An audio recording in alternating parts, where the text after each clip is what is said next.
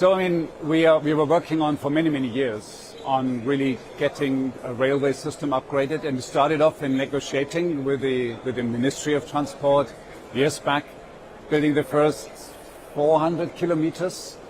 And then along the negotiation, the president himself increased it to 1,000 and finally ended up with 2,000 kilometers, connecting the Mediterranean Sea with the Red Sea, connecting the north with the south, connecting Hurghada with Luxor, which is more the tourist line, so to speak. So it's 2,000 kilometers of really proper, modern, green transport, high-speed, commuter, and locomotives. This brings Egypt within the next 10 or 15 years from 0 to place number 6 in the world's 6 largest high-speed systems in the world. These are the projects which I believe we need in order to really make also a transformation of green transport in countries like Egypt. أخبار ممتازة. البارحة كنا قد تابعنا لقاءاتك في آدبك 2023. قلت بأن العالم ما يزال بعيد جدا عن تحقيق أهداف المناخ، وأن التكنولوجيا بالتحديد هي الأهم والممكن الرئيسي. ما هي التكنولوجيا المطلوبة؟ وهل هي متوافرة اليوم؟ خصوصا أنه سيمنس اليوم تراهن على الذكاء الاصطناعي، الميتافيرس، التي تعتبر في مراحلها الأولى من حيث التطوير. Right. So I do believe that a lot of the technology which we need is already available. Still some innovation to be made. If you talk about hydrogen, for example, hydrogen energy systems, you need innovations, how you produce it, how you transmit and burn it. But a lot of technology is already available. First thing is we have to deploy renewables as fast as possible. But then I'm always saying there's no silver bullet in making our energy transformation. So you have to start in energy efficiency.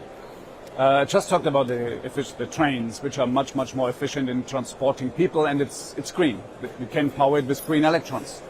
It's the energy sector for buildings, which are consuming 70% of the energy. You can electrify it and drive energy efficiency, also industrial space.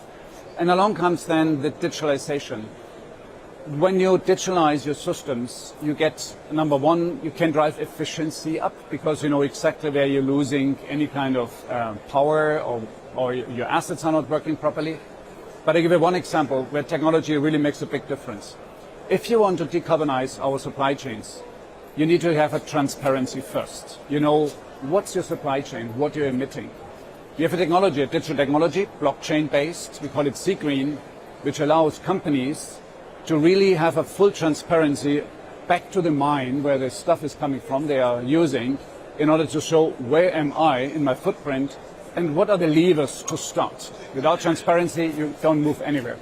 We have a commitment now for the European chemical industry to use it, for the automotive industry, and we're obviously looking also for the oil and gas industry to pick it up. So these are the technologies we need. Digital twin. If you build a digital twin of your system, you're using less resources. You get it right first time. And you can deploy your assets in a way that you really maintain them properly and run them in the most efficient way. So there are a lot of things we have to do. This has to come together and we have to speed up. جميل. اليوم هناك مخاوف حول قطاع الصناعة الألماني. ألمانيا التي تعتبر الدينامو المحرك لاقتصاد أوروبا. وصناعة ألمانيا التي تؤثر على العالم بأجمع. البعض يقول بأنه ما يحدث من تباطؤ لهذا القطاع له علاقة إما بالتباطؤ الطبيعي اللي عم بيصير بالاقتصاد، معدلات الفائدة المرتفعة ومعدلات التضخم المرتفعة، وأيضا الصفة التنافسية التي كانت موجودة عند الاقتصاد الألماني باستخدام الطاقة الروسية بوقتها الرخيصة إذا ما قورنت بالأسعار اليوم. ما هو مصير قطاع الصناعة الألماني برأيك؟ So, well, I mean, I do believe it's a little bit of everything, but I still believe that the biggest competitive edge of Germany is its innovation strengths based on ecosystem, large companies and small companies, and this is still active, and we have to really increase it and bring it to the future. But coming to your point, the current weakness, I would say, of course it's a high inflation, but it's in particular two reasons. Number one is the high energy price. I mean, we were used to have cheap gas.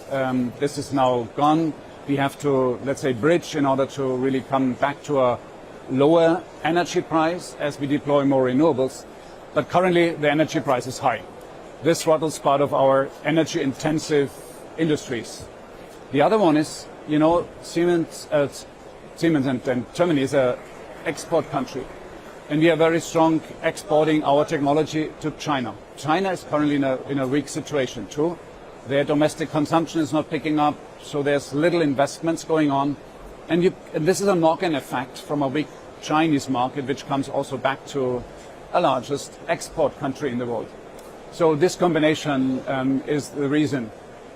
I have no doubt that China will come back in the next quarters, so that will pick up.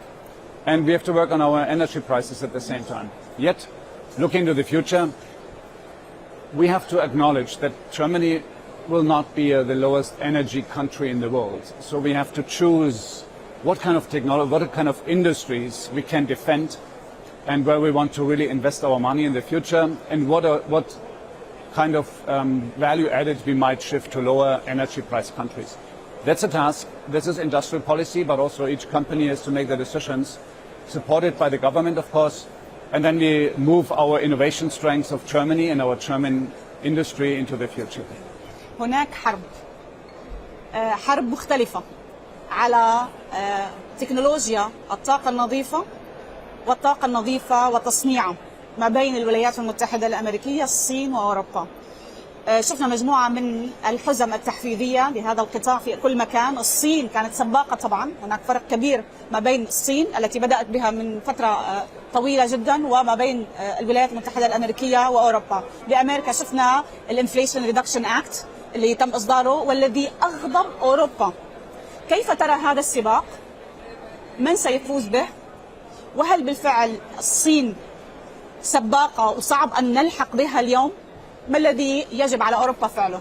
So your observation is right. There are a couple of acts which are supporting to stimulate any kind of industrial development, yet at the same time going green, going more sustainable. So therefore it's positive. The Inflation Reduction Act is positive because it really drives also the sustainability agenda, yet also attracting more value added to the United States. The European Act is doing the same, and you said it already correctly. China is also pushing very hard. So the good news is all of that is geared for sustainability. So if you deploy money now, that you deploy it in a way that we are reducing less CO2. It comes the other dimension, which is about which kind of technology do you need and where are the dependencies. And you named maybe photovoltaics, most of the solar modules coming from China. Another dimension is batteries. So far, most of battery manufacturing comes from China and Asia. And I can add another one, which is also important, also regarding technological sovereignty, which is semiconductors. And you see on these three areas a lot of movement. Now, Europe and the other countries have to make a choice. Where do they want to invest in order to be independent from the technology-wise, having a technological sovereignty? And I think here, first and foremost, it's semiconductors. There's a reason why you see now the United States building foundries. In Europe, you see that. So this is going to happen. The other element is where are technologies regarding, for example, renewables, where you have certain dependencies you want to reduce. We have to have in mind that not every country can produce everything. It's good to have dependencies as long as they are, let's say, multilateral, and that you're not sitting on one dependency like from Russian gas. That's not what we want. So therefore, would it be good to have more solar modules produced somewhere else? Yes, because then you don't have single source from China. But at the same time, this is technology which I would say it's not as high tech as semiconductors or batteries. So you might want to choose your battles where to invest. In Germany and Europe, we do invest in batteries, we do invest in semiconductors. The United States are the same. And I do believe if you talk about solar, yes, comes from China, but wind, we still have strong wind players in Europe, in the United States as well. So therefore, we have a balance. But again, it's about diversification on the one side, dependency on the other side, which has a positive one, and then a challenging one, which we're going to resolve as we speak. In total, I think it's a good one to have this kind of stimulus which goes green.